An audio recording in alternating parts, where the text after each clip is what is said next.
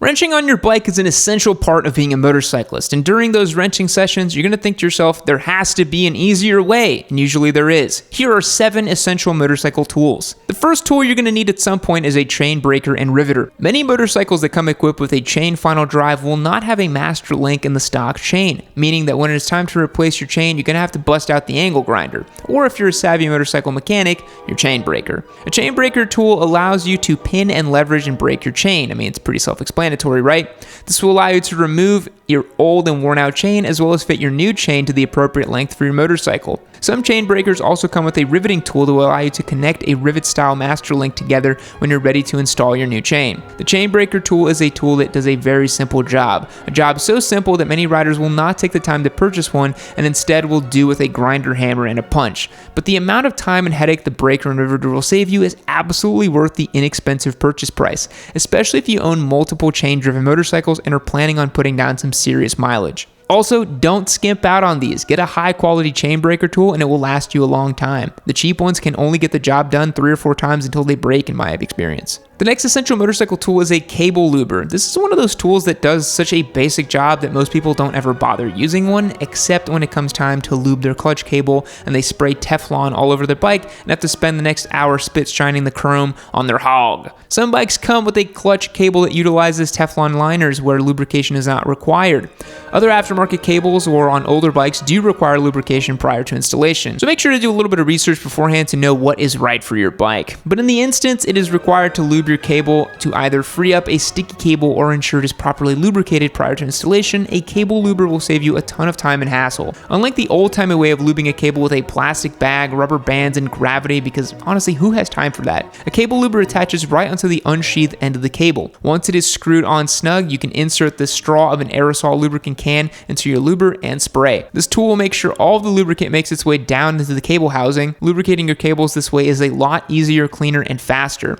So you'll have more time to ride and less time cursing the gods for making such a simple task so painfully inconvenient. A Teflon-based aerosol chain and cable lubricant works best. Avoid using other aerosol lubricants like WD-40 or Lemon Pledge. Speaking of saving your precious time, the next tool on the list is a brake bleeder. Good lord, is a brake bleeder worth every single dollar it costs. Again, bleeding brakes is a relatively simple procedure, but it can be such a pain and create a huge mess. See a theme here? But unlike cable lube, brake fluid can be pretty caustic and strip the paint right off your bike if it gets where it's not supposed to go. So instead of fighting with some plastic tubing and an empty Diet Mountain Dew bottle with a hole drilled into the cap, just get a brake bleeder. Instead of manually pumping the brake pedal or squeezing the brake lever and opening the bleeder valve before inevitably losing your temper because your girlfriend released the lever too early and now you're realizing that you're perpetuating the cycle of abuse that your father instilled in you when you were holding the flashlight in the wrong place and he said that you were a sissy boy who would never amount to anything, and your girlfriend says, "You asked for my help, you think I don't have anything better to do than be criticized by you right now?" Anyway, you can avoid this whole fiasco by working alone and using a brake bleeder.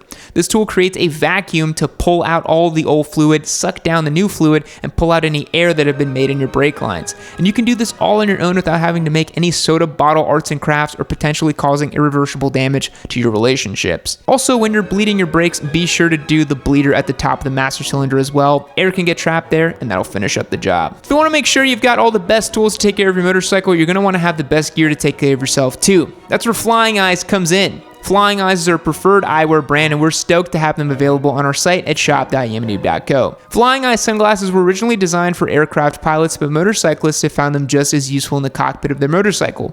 They're thin, lightweight, and flexible, making them super comfortable to wear inside your helmet. Flying Eyes are made of an aerospace polymer called Braziliamide that makes these frames super flexible while being nearly indestructible, which is perfect for when you leave them hooked onto the collar of your shirt or on top of your hat, or lean over to get a tool off the shop floor and they come crashing down.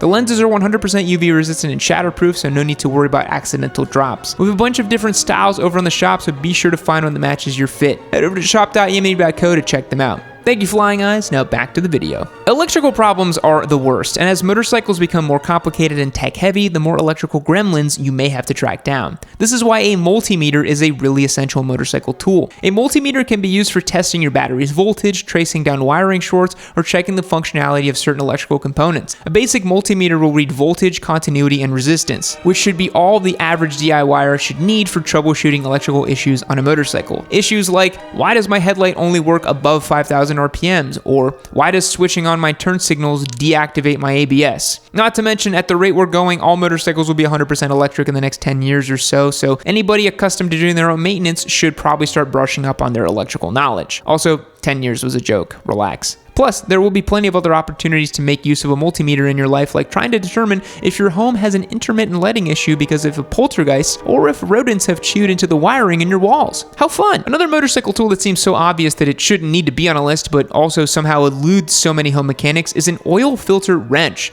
Some motorcycles use oil filters that sit inside a housing behind a cover, while others screw directly into the engine case like an oil filter you see on a car. I don't know why this is so common, but I always hear stories or see memes about the most wretched oil filter removal. Like, I understand you don't use a wrench to install on an oil filter, but unless you have Herculean grip, you're really going to need a wrench to get it off. Otherwise, you end up doing some of the classic maneuvers like drilling a hole through the filter and sticking a screwdriver through so you're able to get enough leverage to twist it off. A lot of these backyard techniques are even harder on a motorcycle where your space is often limited, so the easy answer is to just get an oil filter wrench. People will go through all the turmoil of getting the old filter off and then proceed with the oil change and completely forget about their suffering until they go change the oil the next time. So just get the wrench now. There are a few different kinds. The strap kind you use on cars kind of suck for on motorcycles in my opinion, and the ones that connect to a ratchet but use springs to change the size of the wrenches also kind of suck. I would just recommend getting the ratchet type wrench that is made to 100% fit the size of the filter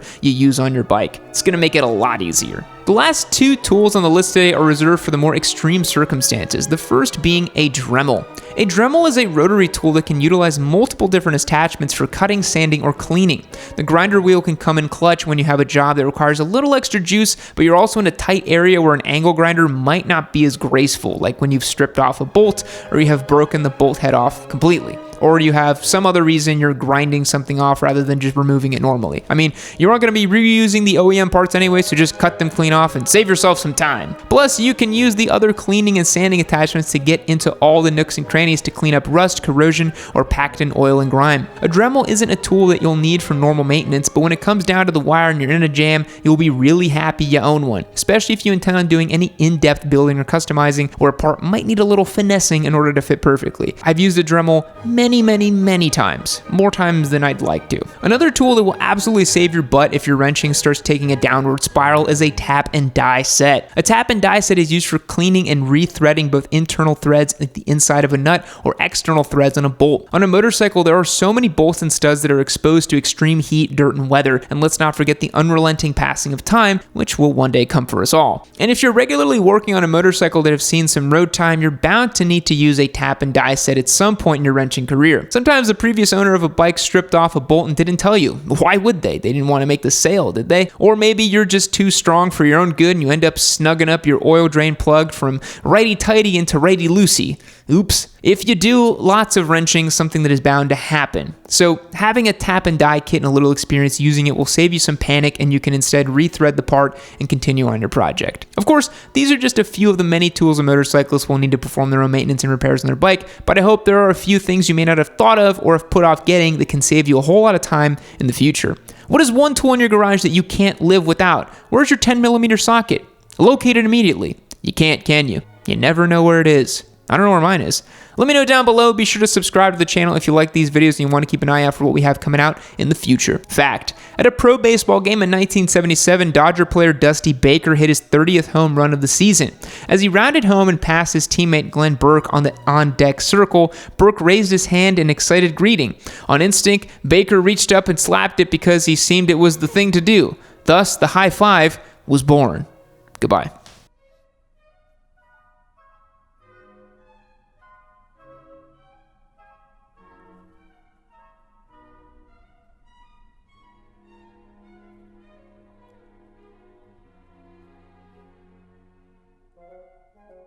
Keep watching Amy Noob!